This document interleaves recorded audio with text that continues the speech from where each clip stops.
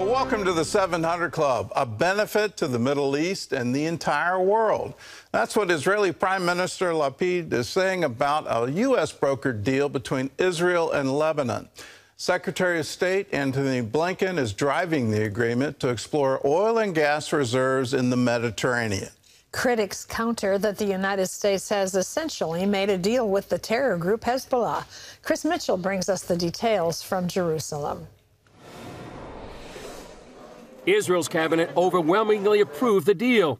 Israeli Prime Minister Yair Lapid called the agreement historic and good for Israel and Lebanon.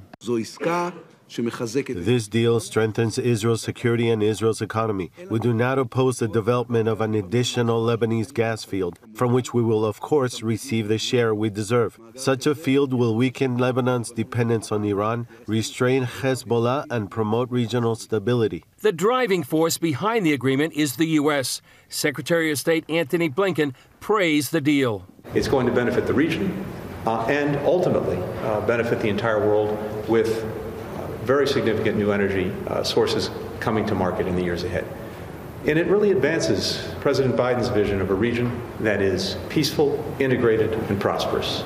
It addresses a more than 10-year dispute between Lebanon and Israel over gas-rich waters in the Mediterranean.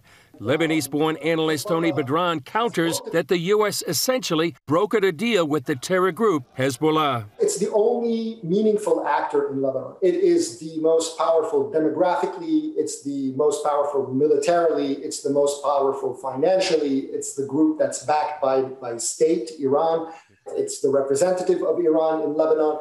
Bedran says Hezbollah basically got what it wanted. Offers literally 100% of Hezbollah's demands and cuts out Israel entirely of the disputed area, and in fact, even cuts into its territorial waters slightly by giving some of those to Hezbollah. Former U.S. Ambassador to Israel David Friedman tweeted about negotiations during the Trump administration.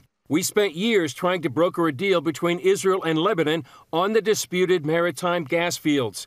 Got very close with proposed splits of 55 to 60% for Lebanon and 45 to 40% for Israel.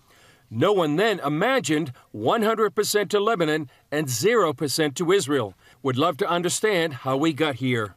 Now, finally, the Biden administration reached a breakthrough by insisting that Israel give up all of the disputed territory. So Israel is giving that up, as well as undisputed sovereign Israeli territorial waters. And under U.S. pressure, Israel is giving its sovereign maritime territory to Lebanon, an Iranian-backed state run by the Hezbollah terrorist militia.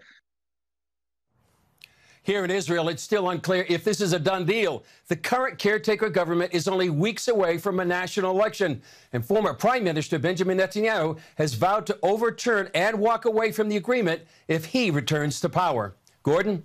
Well, Chris, this seems to be a very unusual deal. Tell us why Netanyahu opposes it. Well, he's calling it not an historic deal, Gordon. He's calling it a historic surrender.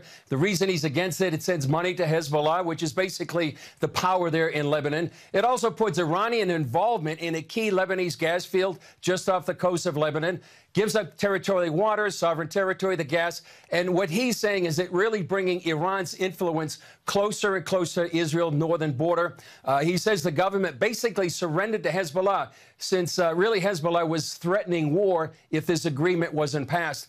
You know, on the other hand, Yair Lapid, Defense Minister Benny Gantz, they say it's going to reduce Iran's influence in Lebanon. It will establish a new security equation and, quote, positive for the citizens of Lebanon. And they say it's going to postpone a possible war with Hezbollah.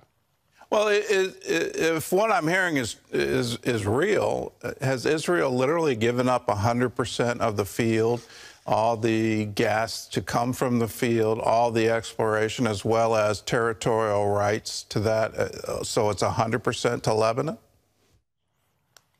Basically, they've given up 100% of these disputed waters off the coast of Lebanon and in Israel. There is a deal, part of the deal, that they will get revenue from part of the Lebanese part of the gas field. But it looks like right now they really have given 100% of the disputed territorial waters. That's why former U.S. ambassador to Israel said, you know, we were negotiating 45, 50, 60% for either Israel or Lebanon. Now it's 100% to 0% for Israel. So that's exactly what I'm hearing as well, Gordon. All right. Well, how much of will this deal, will it influence the upcoming elections? I can't see how it wouldn't. Exactly. I mean, it's going to be a big factor. The elections are just a few weeks away, November 1st. On the one hand, you know, the idea for Lapid and his supporters, it makes him look like a capable prime minister on the global stage. It would give him a political boost. On the other hand, Likud party led by Benjamin Netanyahu and the right-leaning parties are saying they're going to take this and make this a big election factor in the next 2 weeks. They're going to portray it as a capitulation to Hezbollah. They say if they do get in the government, they're going to fix this deal and turn away from it. One other factor in the election, Gordon, is the fact that there's really been a big rise in Palestinian violence here in Jerusalem and in Samaria. 2 soldiers were killed, and this could be an important factor. And so these 2 factors are going to be a big thing in the next couple of weeks. All right. Can you handicap? We've had so many elections over the past 2 years in Israel. No clear winner in any of them. So what's your prediction? What's the outlook for the election right now? Well, I don't know if I want to have a prediction, Gordon, right now, based on the last 5 elections within 3.5 years. Right now, the latest polls are saying Netanyahu, 2 polls say he's just short of a coalition. 2 polls say he can have 61 to 62 seats, which would give him a coalition government. But it's really still close to swing either way. A few votes could mean 2 things, Gordon, a narrow coalition and then a new government or yet another election. One other point to make right now is the fact that these 2 election issues, what's going on in Lebanon and in Israel and the violence happening, may make it that Netanyahu is not the really singular issue in the election. These 2 may dominate that. And right now, the Feast of Tabernacles is going on, Gordon. It ends on Monday. So after that, people are really going to be starting to think about who they're going to vote for on November 1st. All right. Well, Chris, thanks for the insight. For you at home, Israeli politics is about as complicated as you can get. They seem to form, reform, make new parties literally overnight. So we'll see. It's always a coalition that comes together that decides who's going to be the prime minister. We've been watching, we've been waiting. Can they unify behind one particular candidate? You know, we have to keep a biblical view. A house divided against itself can't stand. That applies to right here in America, but it also applies to Israel. And I hope they can come together and be unified because the dangers they face are really incredible. In other news, the January 6th committee made a surprise move in its final hearing Thursday. And it turns out it's not going to be the final hearing. They unanimously voted to subpoena former President Trump. John Jessup has that story from our CBN News Bureau in Washington. John? That's right, Gordon. Mr. Trump blasted the committee for not asking him to appear earlier. On his social media platform, he called the panel, quote, a total bust. The former president is unlikely to testify. Rather, he is expected to fight the subpoena. A court battle could last beyond the end of the year when the special committee's term expires. At Thursday's hearing, the committee also presented interviews with top Trump aides and cabinet officials, with some saying the president had acknowledged that he had lost the election. Well, the Biden administration is moving to curb the growing number of Venezuelans crossing the southern border.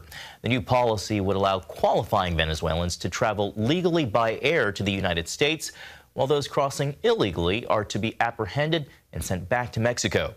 So far in 2022, nearly 4 times the number of Venezuelans have been caught crossing the southern border compared to last year. And overall, arrests along the border have topped more than 2 million.